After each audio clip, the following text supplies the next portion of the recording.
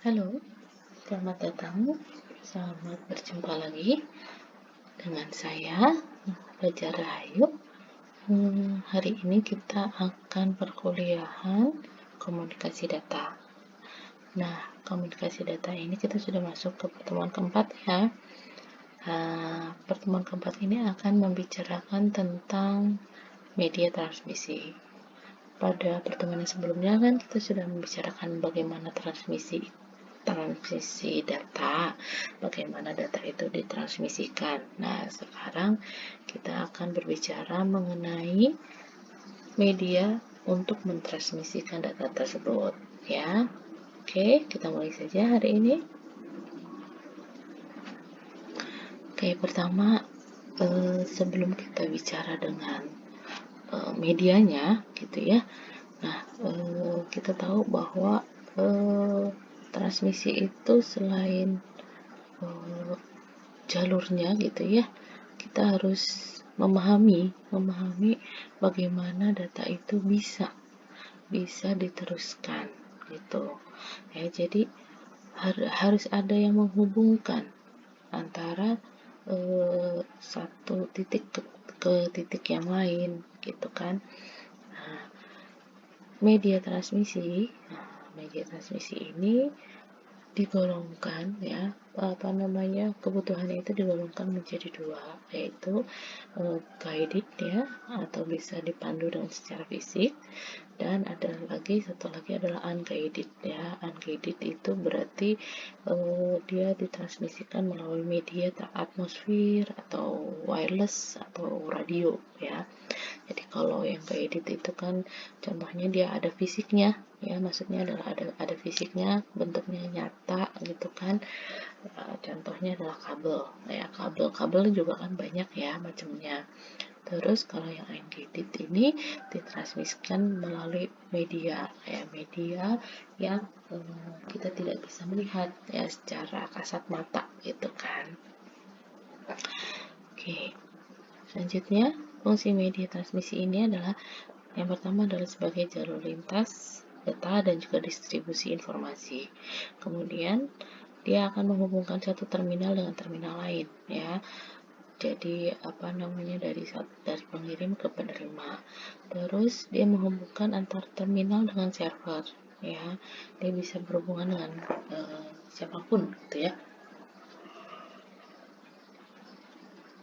Dan dia juga bisa menghubungkan satu terminal dengan periferal ya.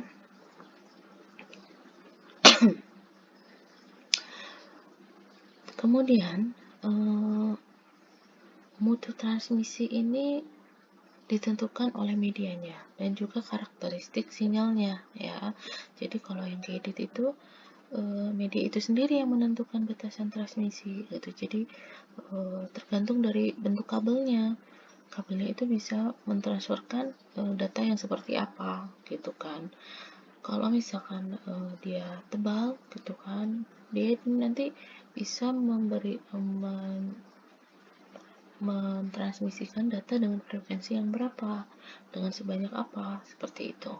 Sedangkan kalau untuk yang unguided, ini ditentukan oleh kualitas sinyal antena transmisi. Jadi unguided itu kan tadi saya bilang bahwa media transmisinya itu kan menggunakan radio ya, gelombang radio. Jadi gelombang radio ini sangat bergantung dengan kuat sinyal dari antena, karena antena ini kan memang mengeluarkan gelombang elektromagnetik gitu ya, mengeluarkan sinyal radio gitu. Kemudian kita juga harus mempertimbangkan faktor rate datanya ya, pada saat akan melakukan transmisi data menggunakan media apa. Jadi kabelnya disesuaikan bandwidthnya, kemudian dikurangi gangguan transmisinya. Jadi misalkan kabelnya harus dibuat sedemikian rupa, atau misalkan ditambah, atau ketebalannya yang bagaimana.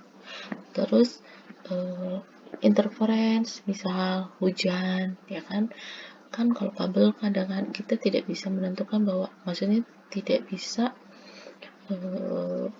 memperkirakan apakah kabel ini nanti akan bagian kabel ini ya, bahkan kabel ini ada di dalam tanah kah, apakah ada di atas tanah atau di atas di atas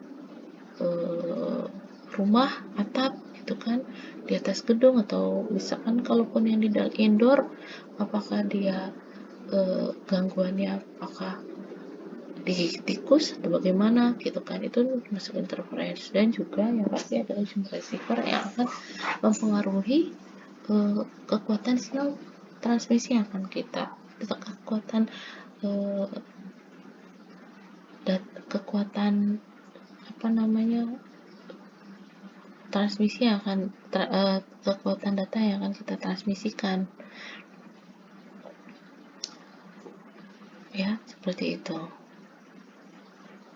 Berikut ini adalah frekuensi yang kita tahu untuk masing-masing jenis media transmisi. Jadi kalau di infrared misalkan ya, di infrared ini ya,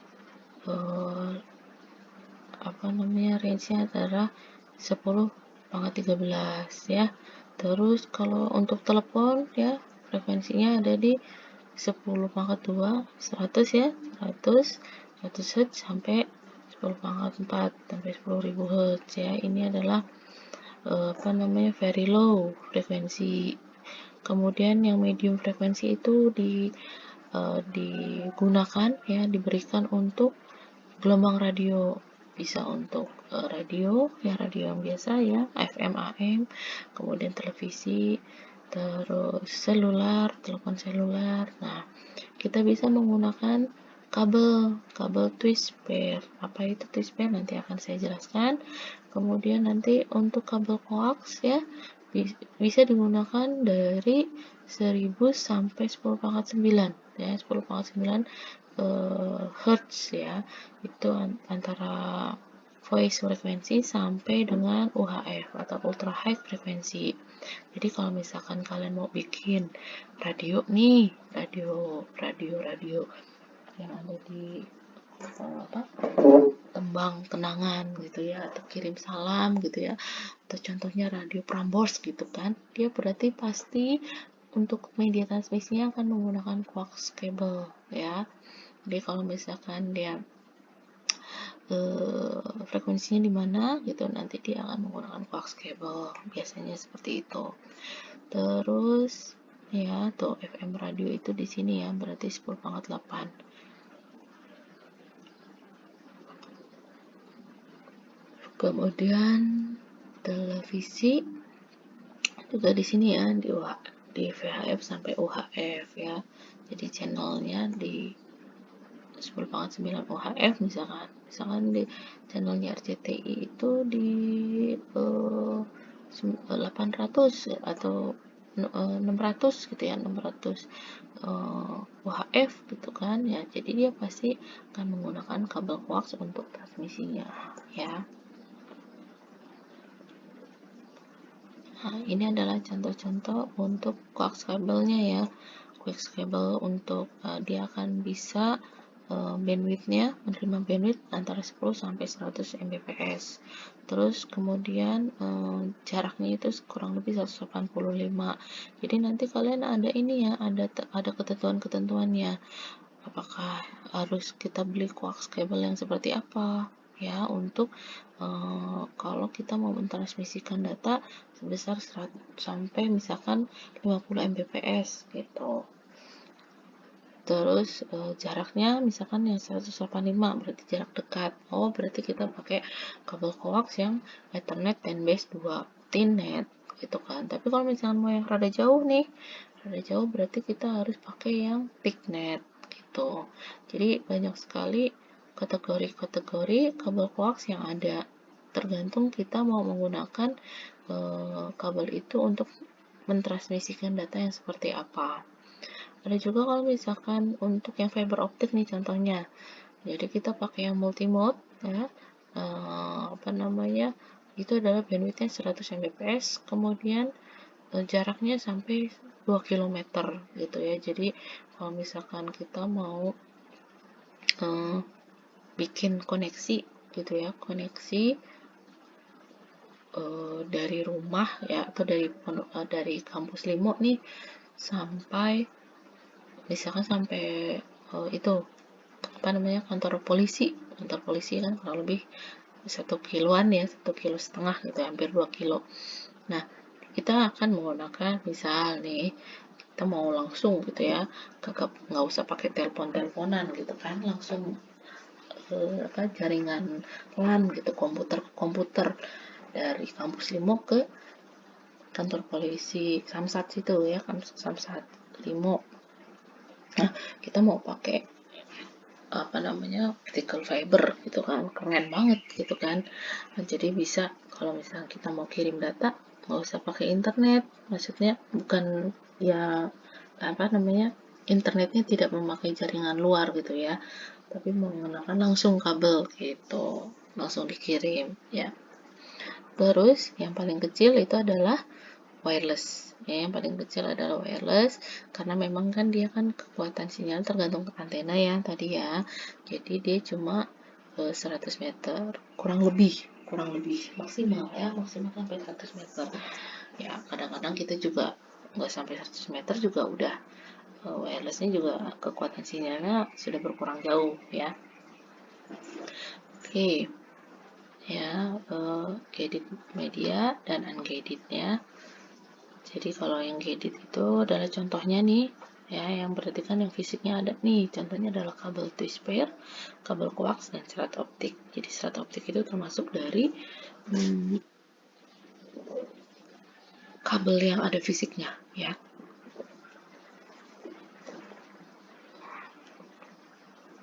Nah, seperti ini. Di kabel twist pair sendiri ya ada 2 jenis, yaitu ada shielded twist pair atau disebut STP ya, dan unshielded twist pair atau tidak punya selimut, kita biasa sebut dengan UTP. Kabel twist pair ini ada banyak kategori ya, 1 sampai 7. Tapi 1, 2 dan 4 jarang dipakai gitu ya. Nanti ada kategori di slide selanjutnya. Kemudian pembungkusan kabel ini akan lebih menghilangkan interference antar dua kabel. Jadi kenapa masing-masing kabel itu dibungkus lagi ya? Itu adalah untuk menghilangkan interference antar dua kabel. Jadi kabel twist pair itu dalam satu kabel itu ada 2 kabel, yang keduanya dihubungkan dan kemudian dipilin ya. Jadi diputer gitu ya. Kenapa twist pair itu dipilin? Karena twist pair ini tipis ya, kabel twist pair ini tipis, kemudian lebih mudah putus karena saking tipisnya, dan bisa mengalami gangguan ketika kabelnya itu kusut atau terpelintir gitu. Nah, keunggulannya kalau misalkan ada yang putus nih, kan dia kan banyak sambungan, jadi kayak kabel serabut tuh. Nah, tidak semua, kalau misalnya ada yang satu putus atau ada yang rusak, dia tetap bisa melaksanakan transmisi data gitu ya. Nah, ini adalah shield twist pair ya, jadi dia mengkombinasikan teknik perlindungan dan juga anti tekukan kabel gitu kan. Nah, si STP ini peruntukannya untuk apa? Instalasi jaringan internet, terus apa namanya, bisa untuk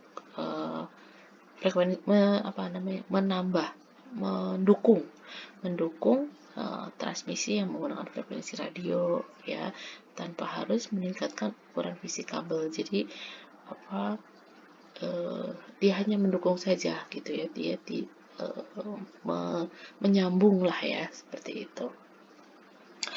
Kemudian keunggulan utama dari STP adalah jaminan proteksi jaringan ya dari interferensi eksternal. Hanya saja kalau yang STP lebih mahal karena kita butuh dibungkus ya, jadi lumayan pricey di sini ya. Terus lapisan pelindung tadi bukan bagian dari sirkuit data. Dia hanya melindungi si kabelnya saja gitu ya. Maka kabel STP ini harus di ground pada setiap ujungnya. Seperti yang dilihat tadi, keluarannya itu antara 10 sampai 100 Mbps ya untuk STP ini. Nah, ini contohnya untuk yang twist pair kabel ya. Jadi bentuk nyatanya seperti ini ya.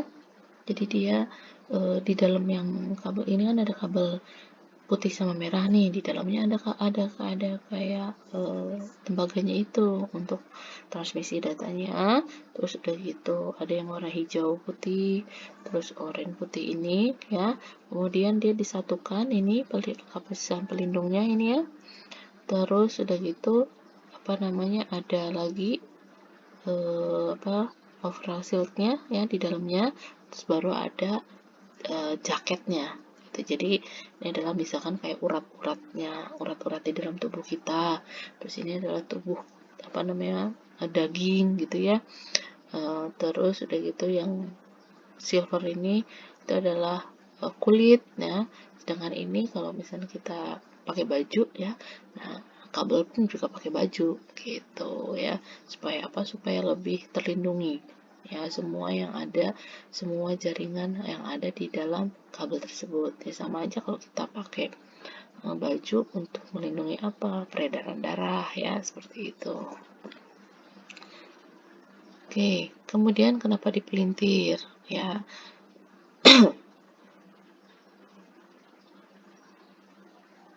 Nah, kalau kabel tidak dipelintir ya, ada noise elektromagnetik ya, karena si kabel ini kan menghantarkan sinyal listrik ya. Transmisi datanya kan itu dalam bentuk sinyal listrik. Nah, itu nanti akan mempengaruhi kabel yang terdekat. Jadi ada setruman-setruman ya, takutnya gitu kan. Makanya dia pelintir sehingga akan bisa saling menghilangkan ketika di receiver ya. Pada saat diterima itu nanti bisa saling menghilangkan. Jadi kayak kubu positif dan kubu negatif ya, seperti itu. Oke, kemudian kita akan berbicara tentang kabel UTP. Ya, UTP ini ada beberapa bagian ya, kategori 1 sampai 7 ya. Nah, kalau yang satu itu untuk kabel telepon ya, dia itu kecepatannya rendah, karena kalau kabel telepon itu kan pakai suara ya, jadi oke lah pakai UTP yang untuk kategori 1. Terus kabel yang untuk kategori 2 ya, dia bisa mentransmisikan data lebih cepat. Nah, biasanya bisa digunakan untuk transmisi digital, bandwidthnya itu sampai dengan 4 MHz ya. Terus kategori-kategori ini pembagiannya itu lebih kecondongannya lebih untuk transmisi data ya, kecepatannya ya seperti apa. Yes. Kemudian secara fisik kabel UTP ini terdiri atas 4 pasang. Jadi di dalamnya ada 4 pasang, terus keluarannya 10 sampai 100 ya, sama kayak yang twist pair ya, kayak STP. Terus media dan ukurannya itu kecil. Terus maksimum yang kabel yang diizinkan itu 100. Biasanya kalau misalkan lebih dari itu berarti dia harus nyambung, atau enggak dia kurang baik untuk mentransmisikan data ya. Keunggulannya karena dia mudah dipasang, ukurannya juga kecil, terus harganya lebih murah. Sedangkan kalau yang kekurangannya rentangnya ya, rentangnya itu kecil sekali ya.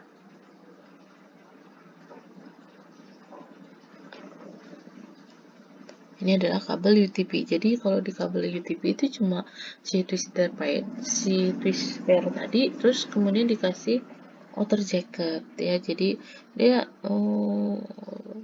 bisa kalian bayangkan, misalkan tiba-tiba urat kalian hanya dibungkus dengan baju gitu kan ya, seperti itu. Jadi memang kurang bagus, bukan kurang bagus ya, kurang terlindungi lah ya, seperti itu.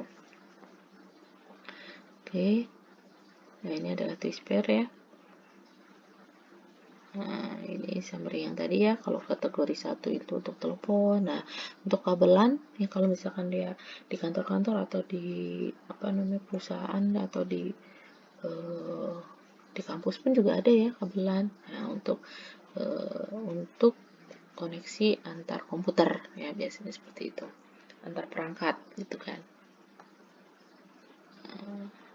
Jadi untuk twist pairnya ya relatif murah dibandingkan dengan jenis kabel yang lain. Terus mudah diinstal ya. Jadi tinggal colok-colok ya. Gampang kalau untuk kabel twist pair ya.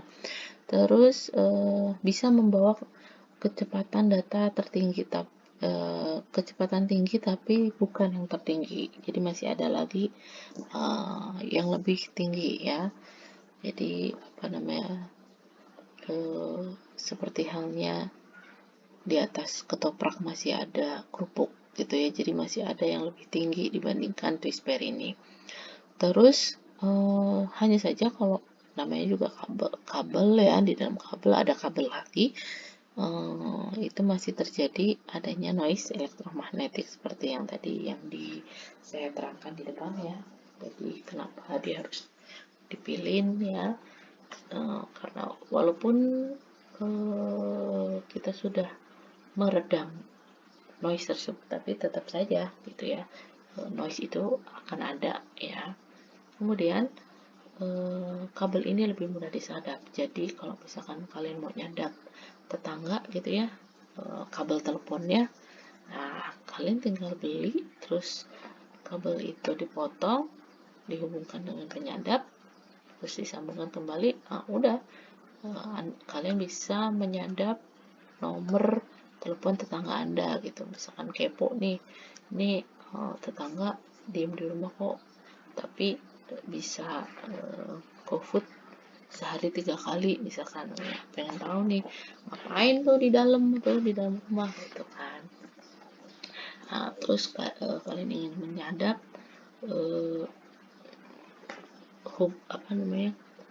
komunikasi yang ada di rumah itu, nah itu bisa ya pakai kabelnya dipotong terus dihubungkan dengan alat penyadap. Nah, tadi kita ngomongin twist pair ya, ada UTP dan juga ada STP. Nah, sekarang kita masuk ke kabel coax. Kabel coax ini kabel yang dibungkus dengan sebuah busa isolasi, kemudian dikelilingi oleh sebuah pelindung logam ya, terus kemudian ditutup lagi dengan penutup plastik ya. Kabel ini ketebalannya ada banyak ya. Kemudian kabel coax ini ada 2 kategori penggunaannya, yaitu untuk baseband dan juga untuk broadband. Kalau yang baseband itu digunakan untuk sinyal digital ya, jadi hanya khusus untuk sinyal digital. Sedangkan yang broadband dia bisa membawa sinyal analog dan juga bisa mendukung multiple channel ya. Nah, kabel coax ini bagus diaplikasikan untuk di televisi kabel. Kenapa? Karena dia kan cuma satu nih si tembaganya, jadi dia kayak lebih konsentrasi gitu loh. Jadi dia terus lagi pula jalurnya nggak banyak bercabang gitu ya. Jadi maksudnya nggak ada media transmisi, kabelnya itu kan kalau yang twist pair tadi itu kan kayak berserabut. Nah, sedangkan ini kan satu kawat doang gitu. Jadi dia kayak lebih konsentrasi untuk mentransmisikan data. Kemudian, tapi si kabel coax ini lebih sulit untuk diinstal ya, dan lebih mahal. Ini adalah contohnya ya. Jadi ini adalah jaketnya yang warnanya hitam, terus ini ada pelindungnya ya, outer konduktor. Jadi ini adalah bentuknya adalah konduktor. Terus ini biasanya insulasi ini dalam plastik ya, plastik keras gitu. Terus ini adalah si inner konduktornya yang untuk mentransmisikan ya. Oke, ini gambarnya ya. Jadi tadi kan ada yang thin net, ada yang juga thick net gitu kan ya. Nah, kalau yang thick ini kurang lebih diameternya 10 mm, sedangkan yang tin ini adalah 4 mm.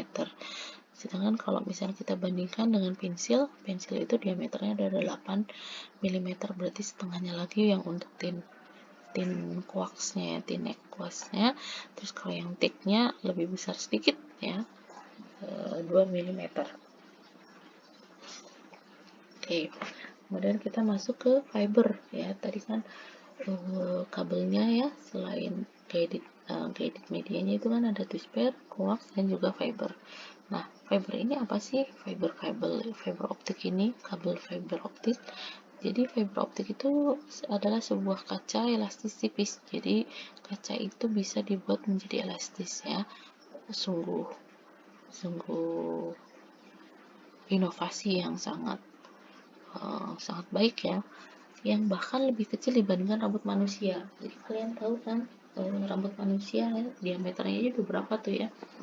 Nah, sekarang fiber optik itu lebih tipis lagi gitu ya dibanding terus lebih tipis lagi dibandingkan sama rambut manusia, tapi tidak begitu saja ya. Nah, dia tetap dilindungi oleh mantel plastik dan juga isolator ya.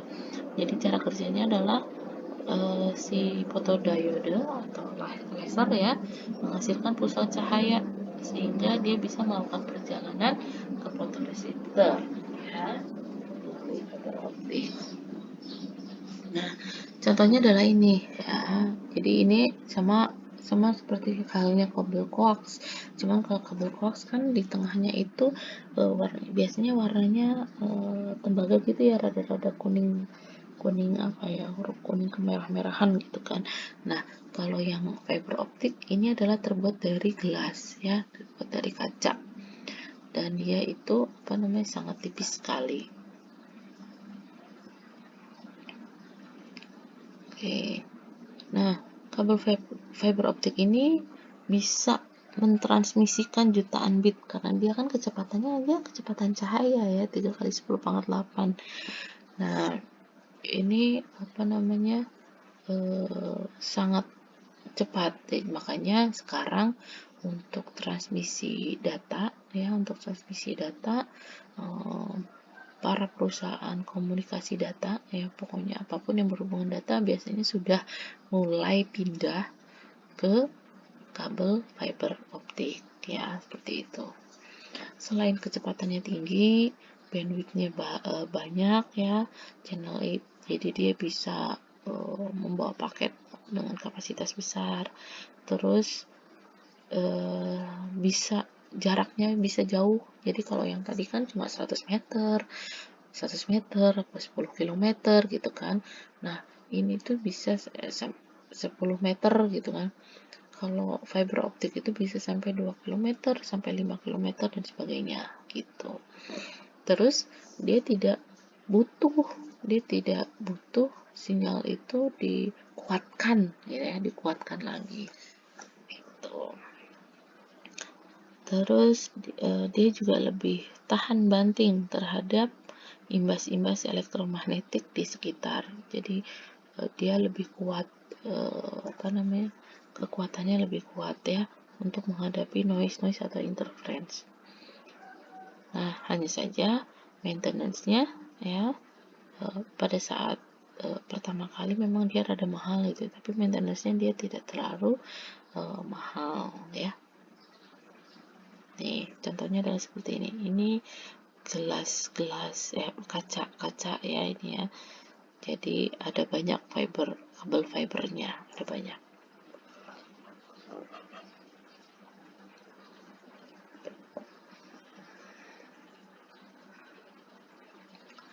Walaupun tadi saya bilang dia bisa meredam noise ya, tapi kan saya selalu tekankan bahwa noise itu tidak bisa selamanya ditekan. Kita hanya bisa meminimalisir. Jadi walaupun fiber optik sebaik apapun gitu ya, tetap ada kadang-kadang ada noise yang ikut ya. Nah, ini adalah kalau refraksi. Jadi cara kerjanya si fiber optik gitu ya, ketika ada diffraksi cahaya ya. Nih, Contohnya kalau misalkan mau menggunakan kabel fiber optik di jaringan LAN di satu perusahaan atau satu kantor atau misalkan satu ruangan kerja gitu ya, bisa menggunakan ini. Oke. Nah, gimana sih caranya sih pas fiber optik itu kehilangan data, ada data yang hilang. Nah, ini di sini ya. Jadi ketika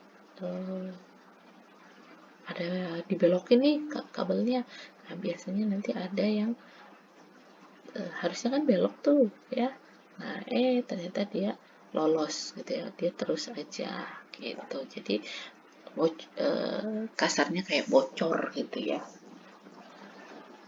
Oke, nah jadi kesimpulannya untuk fiber optik ini bisa membawa data dengan kecepatan tertinggi dibandingkan dengan kabel yang lain dan juga dengan jarak yang jauh ya. Nah, kabel fiber optik ini lebih mahal, tetapi lebih murah dibandingkan dari kabel koaksial. Meskipun begitu, aspek biaya yang mahal tadi bisa tertutup dengan kapasitas kecepatan transmisi yang baik ya. Terus selain itu juga kabel fiber optik ini tidak terpengaruh noise elektromagnetik seperti yang terjadi di kabel lainnya ya. Tetapi noise itu bisa saja terjadi apabila adanya refraksi. Nah, ini adalah salah satu tipe-tipe kabel fiber optik. Jadi ada yang single mode, ada yang multi mode, ada juga yang plastik ya, fiber optik yang plastik. Nah, kalau yang plastik ini merupakan varian terbaru. Nah, jadi kabel fiber optik pun di renewal terus ya, diberikan diberikan inovasi-inovasi ya, demi untuk mentransmisikan data ya menjadi media transmisi untuk media transmisi. Nah, ini adalah salah satu contoh aplikasi ya, kabel fiber optik.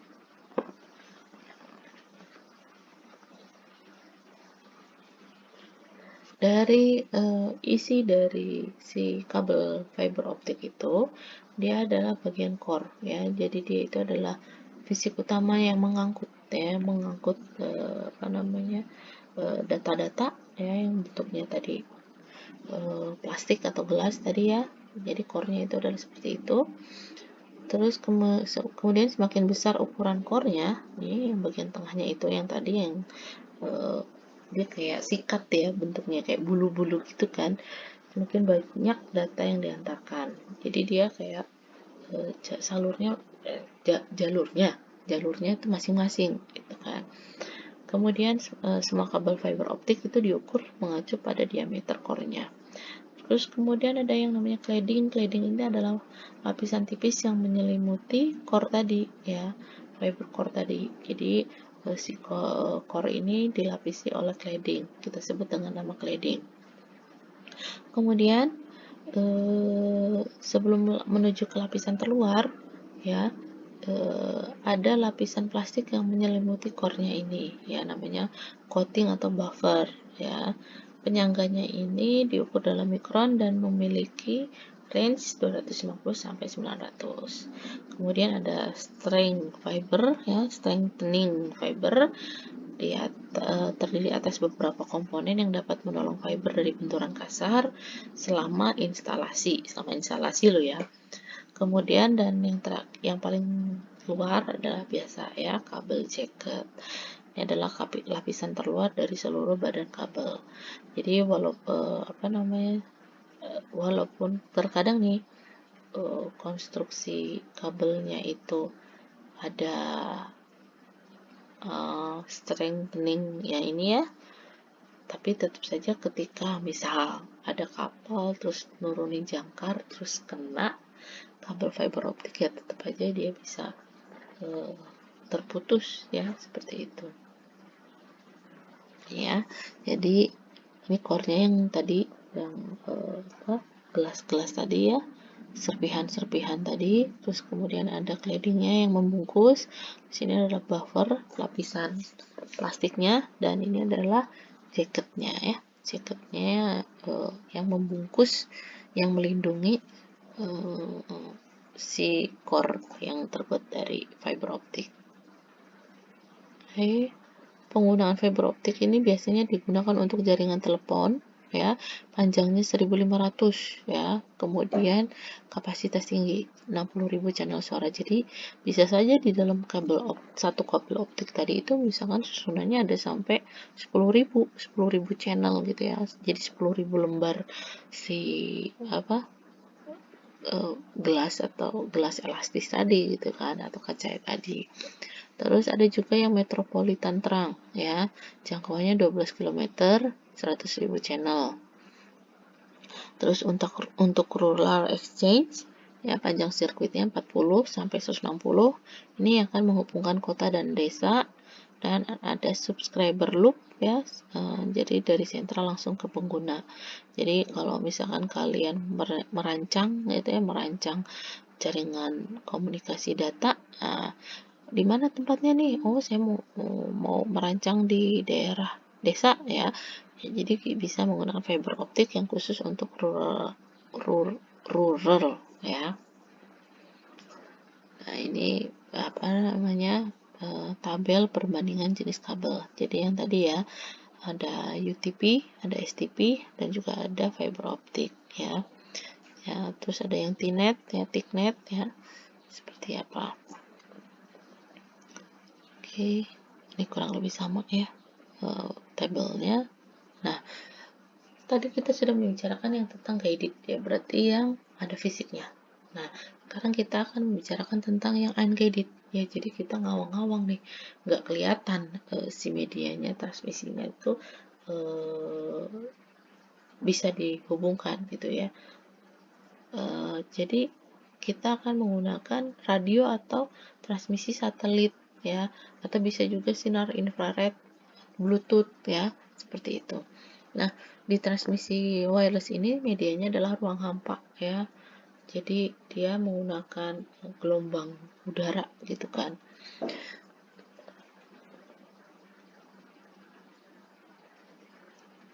Jadi kalau yang wireless ini komunikasi tanpa kabel ya, tanpa menggunakan konduktor secara fisik ya. Jadi dia nggak pakai kabel, dia pakai gelombang microwave ya. Nah, biasanya bisa lewat udara, bisa pakai air ya, dalam beberapa kasus saja. Terus contohnya yang kita sering pakai ya WiFi gitu ya. Nah, ini tadi ya. Nah, ini ada, kalau tadi kan ada, kalau yang si Twispare tadi kan ada kategori 1 sampai 7 ya. Nah, kalau di wireless itu adalah kabelnya itu standarisasinya dari IEEE ya, dari elektronika equipment, itu adalah 802.11 ya, 802.11 itu standar wireless, kabel wireless ya, untuk mendukung transmisi data 1 Mbps hingga 2 Mbps ya. Nah, yang terakhir itu ada sampai 802.11J ya, untuk channel 4,9 GHz hingga 5 GHz ya, dan ini baru ada di Jepang. Biasanya berarti ini untuk masalah transmisi untuk 5G ya, ini ya, wireless yang menggunakan 5G maksudnya. Oke, karakteristik dari transmisi yang wireless ya, dia menggunakan media antena untuk mengirim dan menerima. Jadi ada antena pengirim, ada juga antena penerima. Nah, karena dia tidak dibungkus ya kan, kita tidak bisa membungkus udara gitu kan ya, jadi dia rentan banget ada interference yang terjadi di luar gelombang tadi gitu kan. info. Umumnya frekuensinya adalah antara 2 sampai 40 GHz. Dia juga point to point, jadi langsung to the point gitu ya. Oh dia akses poinnya ini, ya langsung ditembak gitu. Si pengirim itu langsung menembak menuju akses point yang dituju gitu kan. Kemudian semakin tinggi frekuensi yang digunakan, potensial semakin besar potensialnya bandwidth dan data rate-nya, potensial bandwidth dan data rate-nya, tapi semakin pendek jaraknya ya. Kemudian ini adalah salah satu contoh pengembangan wireless. Contohnya adalah yang pertama adalah hotspot. Hotspot itu kan coverage area, jadi kan pasti kalian kalau misalkan lagi di kampus gitu kan pasti cari-cari hotspot gitu kan. Nah ini adalah salah satu cara kita untuk berkomunikasi data ya melalui hotspot. Jadi kan nggak pakai data, nggak dicolokin ya. Jadi kalian kan nggak nyolokin handphone langsung ke mana nih, ke perangkat wireless yang ada di sekitar kalian gitu kan. Nah kalian menggunakan wireless ya, itu caranya ada antenanya gitu ya. Di hotspot itu ada antenanya, di handphone kalian juga ada antenanya yang berfungsi untuk sebagai pengirim dan juga penerima. Oke, kemudian Bluetooth. Kalau Bluetooth kan langsung ya, dia jaraknya juga nggak bisa terlalu jauh gitu kan. Malah kalau bisa dideketin gitu kan. Ini juga merupakan teknologi komunikasi ya wireless yang tanpa kabel ya. Kemudian dia ditaruh ya, kalau Bluetooth itu ditaruh frekuensinya di 2,4 GHz ya. Nah, selain jarak layanannya yang pendek gitu ya, dia juga transfer data rate-nya juga rendah. Jadi kadang nih kita mau kirim data via Bluetooth gitu ya, 5 mega aja biasanya bisa sampai 5 menit ya, seperti itu. Oke, terus ada juga infrared ya. Zaman dulu sebelum ada Bluetooth itu kan kadang-kadang kita kalau transfer data itu pakai infrared ya. Nah, ini itu dipenuhi dengan menggunakan transmitter atau receiver yang memodulasikan cahaya merah ya. Terus transceiver juga harus membentuk garis lurus atau melalui pantulan dari suatu permukaan warna yang bercahaya. Nah, ini adalah contohnya perangkat wireless yang ada di komputer ya, bisa di laptop ataupun di PC ya. Ini adalah internal, jadi bentuknya adalah seperti motherboard ya. Ini ya. Terus kemudian dia ini adalah antena ya. Ini adalah antena. Kemudian dimasukkan ke dalam satu slot ya. Nah, kemudian komputer itu bisa berkoneksi atau berhubungan gitu dengan komputer yang lainnya. Kemudian ada juga yang namanya PCMCA. Ini adalah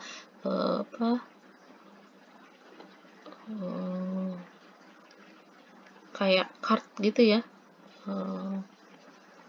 Kayak card untuk melakukan koneksi internet ya, bisa melalui frekuensi GSM, bisa juga melalui frekuensi CDMA ya.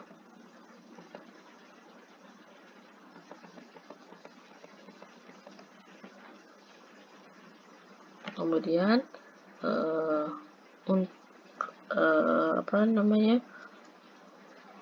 kalau misalkan kita orangnya mobile gitu ya, sering jalan-jalan, terus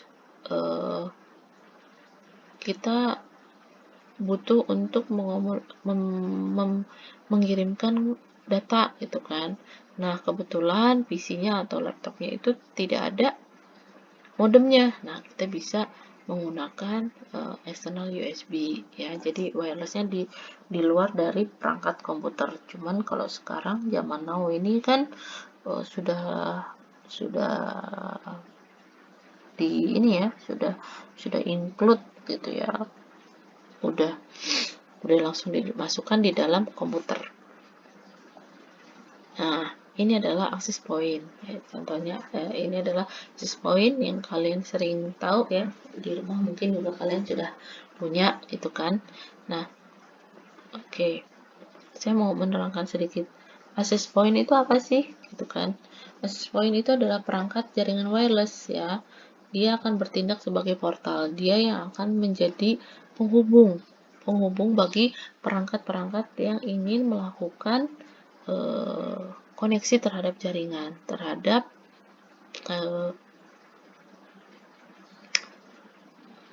jaringan apa, misalnya jaringan komputer atau jaringan telekomunikasi gitu kan. Nah, ini kita menggunakan access point ya. Kemudian apa sih bedanya access point ini sama router gitu kan? Ini kan bentuknya hampir sama ya, access point sama router. Nah, kalau router itu yang menghubungkan beberapa komputer sehingga membentuk local area network ya. Terus selain itu router juga menyediakan akses internet ke semua perangkat apabila dia terkoneksi dengan router. Jadi access point itu berbeda dengan router ya. Access point ini hanya memperluas jangkauan saja. Jadi contohnya begini.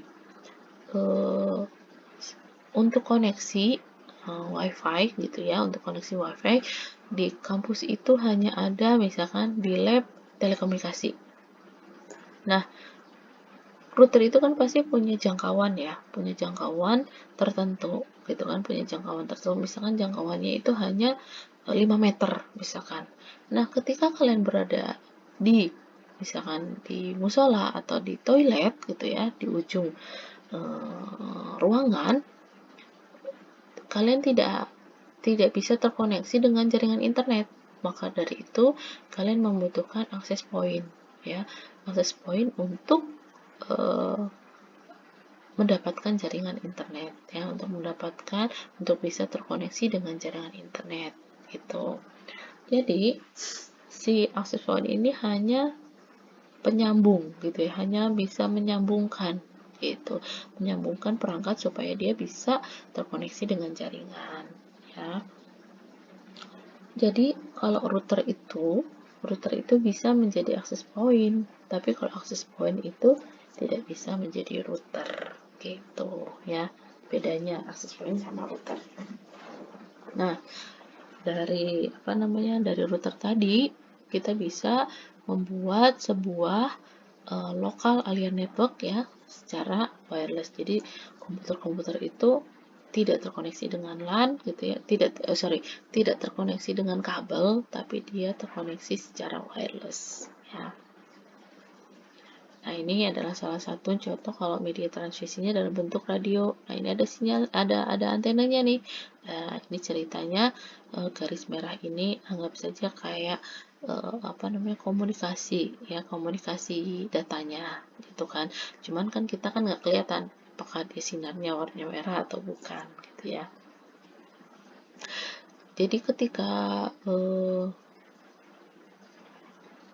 melakukan komunikasi data, kita itu kan bergantung terhadap antena ya. Jadi antena ini tergantung bentuk antenanya juga seperti apa. Apakah dia bentuknya parabola, apakah dia bentuknya seperti ini, apakah dia bentuknya seperti huruf Y gitu kan. Nah, itu banyak sekali macam-macamnya bentuk antena, tergantung dari keinginan kita mau mentransmisikan data seperti apa. Ini adalah salah satu contoh omnidirectional antenna ya. Antenanya bentuknya bulat begini ya. Terus coveragenya seperti ini. Jadi mungkin kurang lebih dengan diameter 50 meter. Itu adalah untuk omni. Tapi dia cakupannya 360 derajat ya, seperti itu. Kemudian apa sih keuntungannya menggunakan wireless ya? Keuntungannya adalah lebih nyaman untuk berhenti mobile ya, untuk mobile. Jadi kita orangnya kalau misalkan sering jalan-jalan lebih enak kalau misalkan menggunakan komunikasi menggunakan wireless ya. Terus bisa mengkoneksikan banyak user, banyak pengguna ya. Kalau dibandingkan sama kabel sama telepon biasa, ya kan cuma satu gitu kan. Jarang banget kita bisa menelepon banyak orang ya. Yang bisa menggunakannya adalah jaringan wireless ya.